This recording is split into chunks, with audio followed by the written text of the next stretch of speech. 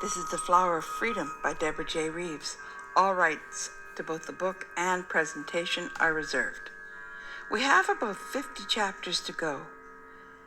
This, The Flower of Freedom, is the first book of a trilogy that deals with communities, how they're built, how they're destroyed, and how they can be rebuilt. Please take the seat that we've provided for your imagination. We hope to transport you into 8 minutes of relaxation and, perhaps, food for thought.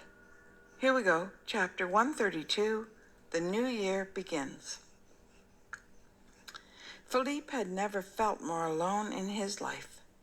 He suddenly realized that the crushing feeling in his chest was a longing for Marie. He, too, came to the realization in those moments with the helium balloon bobbing over the table.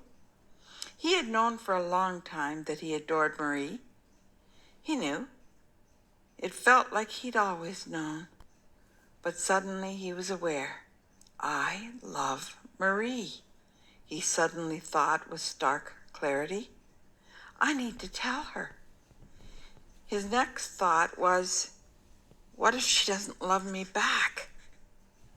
He rolled that over in his mind for less than a second, and his subconscious responded, why should she love you, Philippe? But even if she doesn't, you must ask her to marry you. Even if she says, no way, I'm never getting married, as she says to everyone, at least you'll know. If you love her the way you think you do, you can help her life along even if she never marries you. Friends do for friends, as Papa always says.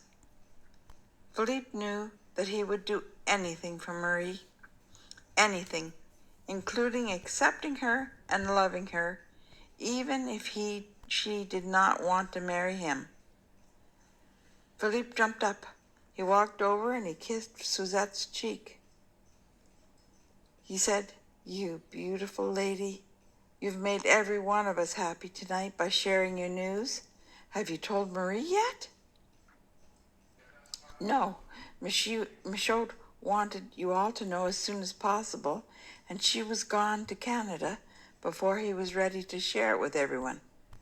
I thought that I could meet her at the airport when she comes back, and I'll ask her to be a godmother to our child, Suzette responded.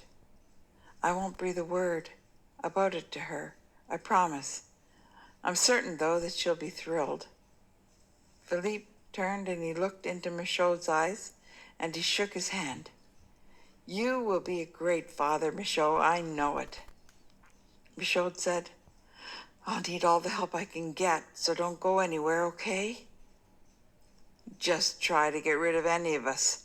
For now, though, it's an hour until New Year, and I know that Achille is alone at the apartment.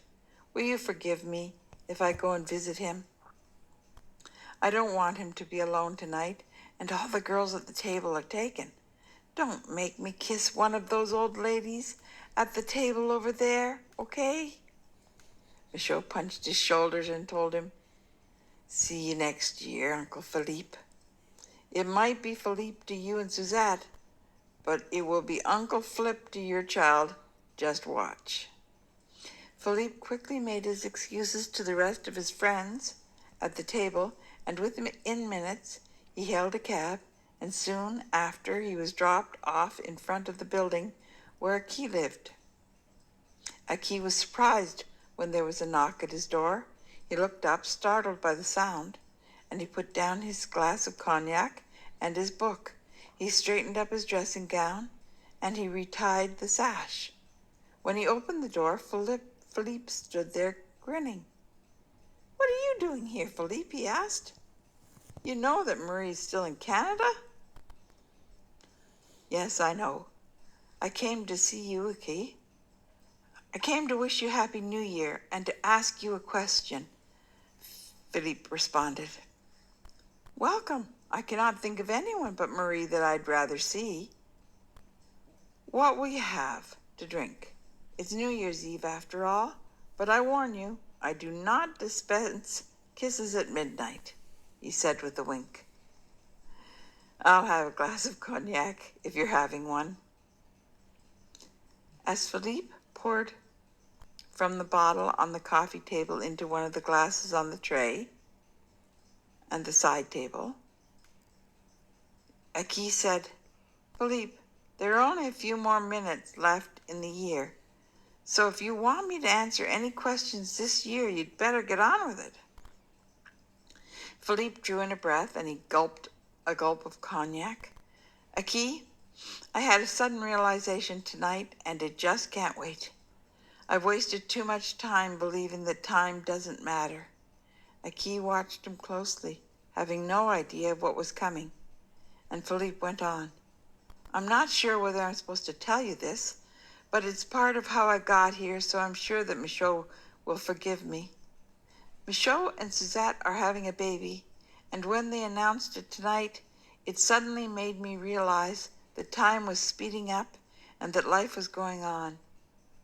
The business is going well, far better than any of us expected. We were talking about the future and about the building plans we all have contributed to, and I realized that my life meant nothing to me without Marie in it. So I'm here to ask you if you have any objection to me asking her to marry me. She'll probably say no, he rushed on.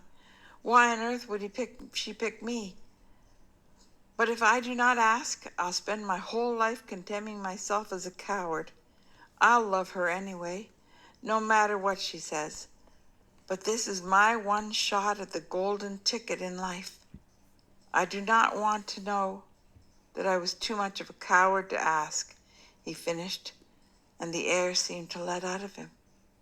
Achille looked at the young man and frowned. I cannot imagine what took you so long, Philippe. Bertie and I discussed how the two of you felt about each other almost 3 years ago. You and Marie are the only ones in the world who do not seem to know how you both feel. I have never seen a couple more in love than the two of you are. I'm delighted that you want to marry her, and I have no doubt whatsoever that she will say yes, once she realizes how she really feels. You two have perplexed me more than almost anyone in my long life, and it's enough to make me, even me, believe in all that psychology nonsense of denial and sublimation. You do not need my permission to ask for heaven's sakes, but if you want it, you have it. More than that, you have my absolute certainty that the two of you are a perfect match. I think, though, that it would be more proper for you to ask Oscar than to ask me. Philippe stared at Achille with wonderment. Really? Was all he said. Really, Achille confirmed. So now that we've solved the riddle of the Sphinxes, hand me that bottle of cognac. We both need a refill to toast the new year.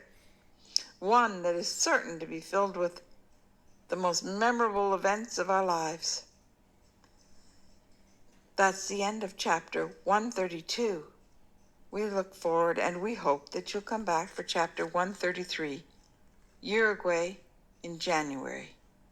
I remain your friend Deborah.